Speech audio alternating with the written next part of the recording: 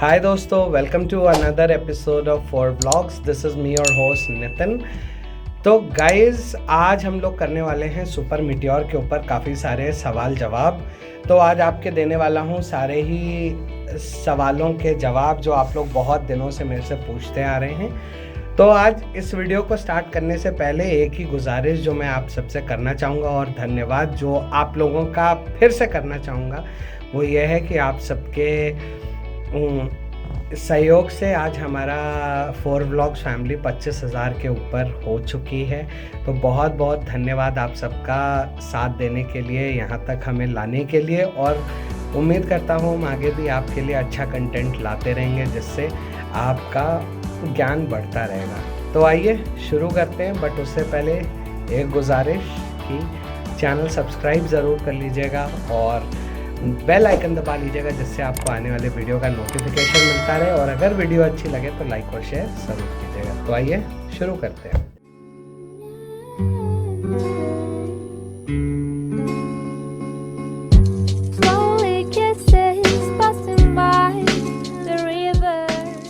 तो गाइज़, एक सवाल कुछ हैं जो मेरे से लगातार लोग पूछ रहे हैं और जिसके जवाब मैंने कहा कि लाओ आज बैठे हैं तो आज दे ही देता हूँ।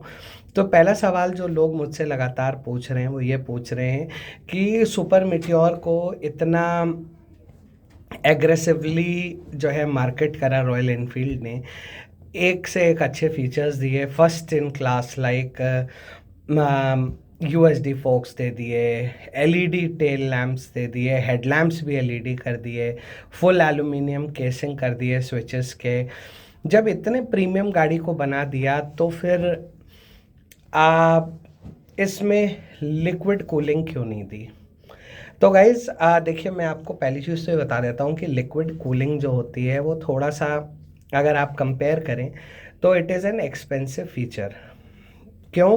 क्योंकि लिक्विड कूलिंग इंजन में देने के लिए पहली चीज़ तो आपको उसमें एक रेडिएटर लगाना है, एक पूरी कूलिंग के लिए एक अलग से एक पूरी पाइपलाइन आपको इंजन के अंदर से रन करनी पड़ती है ठंडा करने के लिए, जिससे वो कूलेंट को गर्म कर सके, और प्लस कूलेंट का भी एक बहुत बड़ा रोल होता है। तो कूलेंट भी आपको रेगुलरली डलाना है, पाइपलाइंस भी अक्सर जो है लीकेज की इश्यूज़ आते हैं, प्लस उसके साथ साथ जो है आपको फ़ैन वगैरह भी लगाता है, तो उसकी वजह से बैटरी को भी बड़ा करना पड़ता है। तो पहली जो चीज़ थी वो ये थी कि रॉयल एनफील्ड को सुपर मीटियोर 650 को एक कॉस्ट इफ़ेक्टिवली प्राइस पे लॉन्च करना था, एक ऐसे अट्रैक्टिव प्राइस पॉइंट पे लॉन्च करना है जिससे कि बाइक जो है एक नॉर्मल राइडर के लिए too expensive of an affair ना हो जाए। तो नंबर 1 पॉइंट ये। दूसरा पॉइंट ये है कि क्यों नहीं लिक्विड कूलिंग दिया, उसके पीछे एक और रीज़न ये भी है कि रॉयल एनफील्ड के जो भी इंजन्स हैं ये लॉन्ग स्ट्रोक इंजन्स हैं।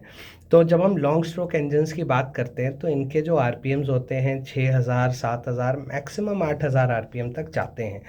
इसके बाद इनके इंजन्स में कट ऑफ है, 7,000 8,000 आरपीएम के ऊपर नहीं जाते। जबकि अगर आप इसी सेगमेंट में और दूसरी बाइक्स को कंपेयर कीजिए, लाइक केटीएम्स हो गई जो 12,000 14,000 आरपीएम तक जाती हैं, डोमिनार्स हो गई, या फिर और भी अदर स्पोर्ट्स बाइक हैं, तो इनमें जो इंजन होता है वो एक शॉर्ट स्ट्रोक इंजन है। तो शॉर्ट स्ट्रोक इंजन होने की वजह से क्या है, राउंड्स पर मिनट ज़्यादा हैं।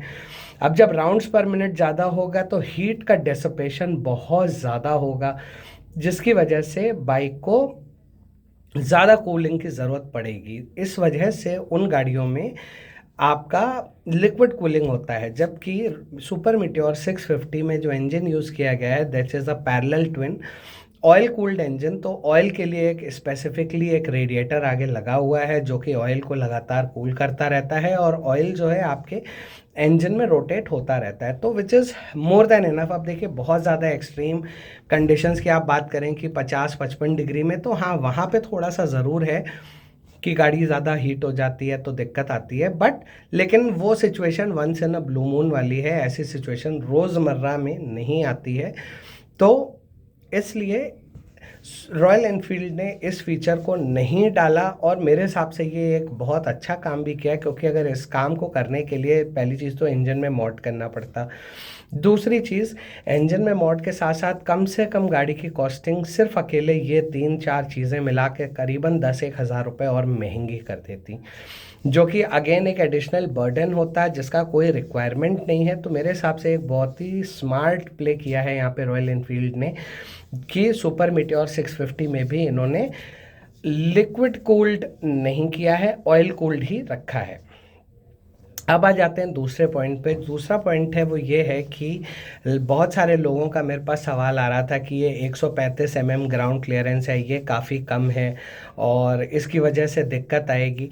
तो गाइज़ देखिए, पहली चीज़ तो आप ये समझिए कि 135 मिलीमीटर ग्राउंड क्लियरेंस बहुत ज़्यादा कम नहीं है।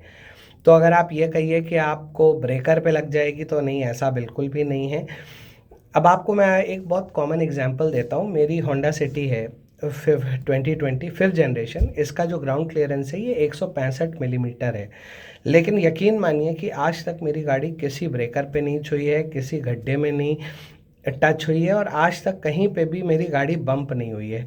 जबकि वो कार है, उसका व्हील बेस बहुत बड़ा है, उसकी बॉडी का शेल बहुत बड़ा है, जबकि ये बाइक है, इसका व्हील बेस और शेल बहुत छोटा होता है। तो यहाँ पे गार्ड रॉयल एनफील्ड ने प्रैक्टिकलिटी का यूज़ करा है।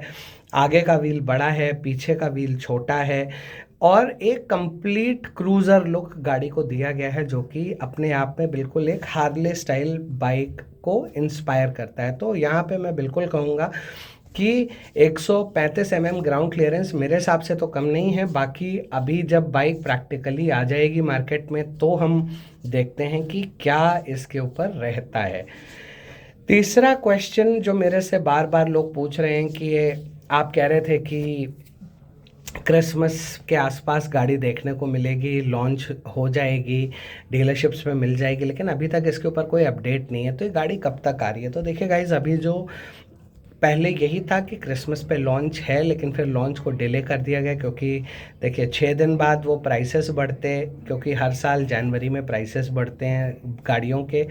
तो वो प्राइसेस बढ़ते, एक साल मॉडल पुराना हो जाता, तो वो फिर वह कहीं ना कहीं पे कस्टमर डिससेटिस्फैक्शन और सेल्स को लोअर डाउन करने वाली बात होती है। तो यहाँ पे मैं ज़रूर कहूँगा कि रॉयल एनफील्ड ने एक यहाँ पे स्मार्ट प्ले करते हुए, या कह सकते हैं कि सेफ प्ले करते हुए, यहाँ पे जो है बाइक का जो लॉन्च है इसको नए साल में ही रखा और उम्मीद की जा रही है कि ये बाइक का लॉन्च अराउंड 26 जनवरी या फिर फरवरी के सेकेंड वीक यानी कि वैलेंटाइंस के आसपास होने की पूरी संभावना है। हालांकि इसके ऊपर अभी कोई ऑफिशियल स्टेटमेंट नहीं आया है, लेकिन जो इनसाइडर न्यूज़ है वो फिलहाल यही है।